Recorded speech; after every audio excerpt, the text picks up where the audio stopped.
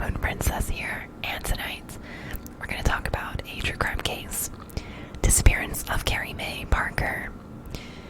So I found out about this case from a video I found on YouTube showing these men, AWB, working to locate her remains. I thought that was kind of cool. So AWP brings Carey Mae Parker home.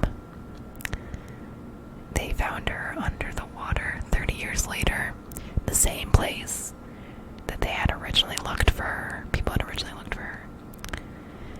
So she was not actually declared a missing person until 20 years since she had gone missing, which is a total what the fuck moment. So AWP is Adventures with Purpose, an organization which at no cost to the families helps loved ones find closure by helping solve cold cases. It was founded by Jared Lasik. So Carey Mae Parker, born May 12th, 1967.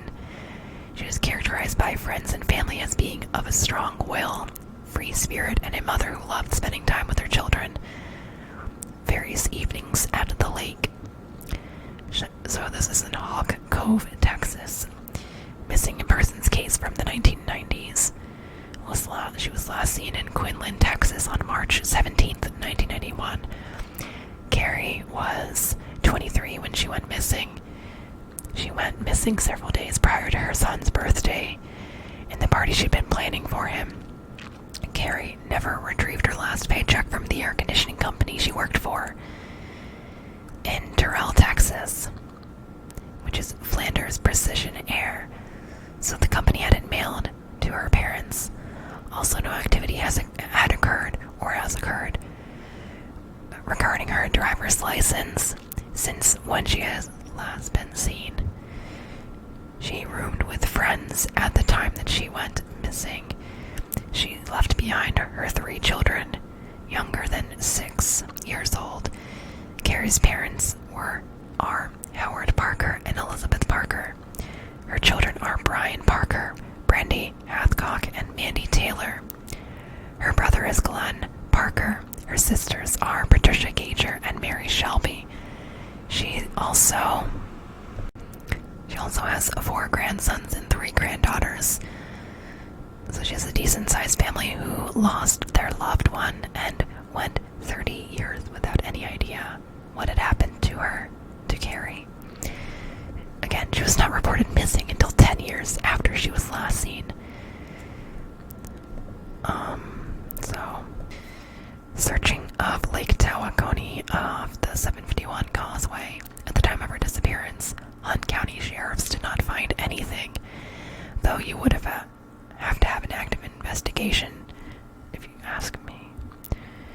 I mean, I'm just saying, you have to be actively looking to try to find somebody.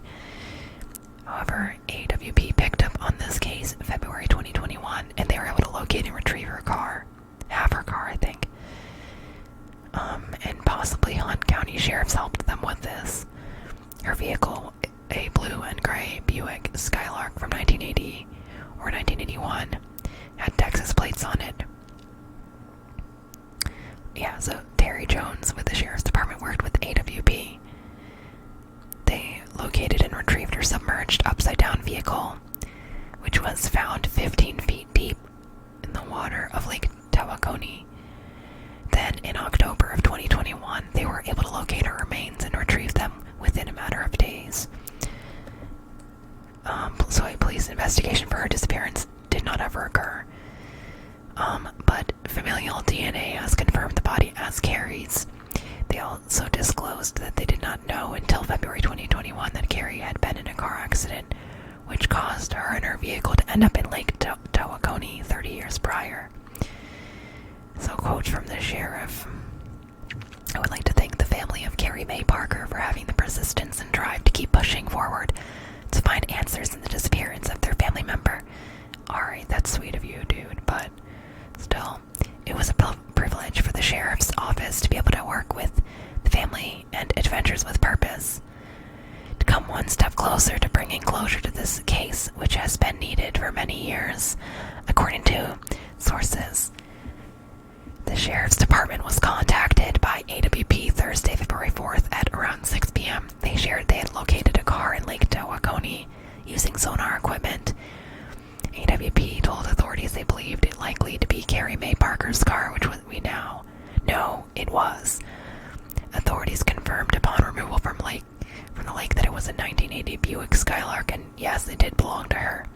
Carey's sister Patricia disclosed to NBC News that her father spoke with the constable he was friends with, which is police, concerned that Carey had gone missing after she did not show up at her son's party, and that this constable police dude friend was filing a missing persons report. This was back in 1991, at the time she went missing. Patricia, with no updates or further information on the case, also filed a missing persons report herself a few months following the disappearance. The Durrell police, rather than considering it a missing persons case, had filed it as a welfare check. Did you actually do a welfare check when you filed it as such? It's just very strange, okay? Anyways, that's how it was described by Patricia.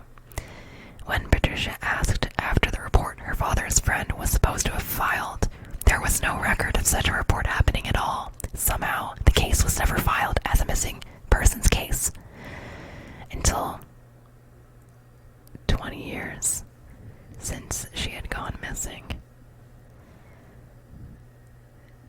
So not 10, I meant 20, sorry.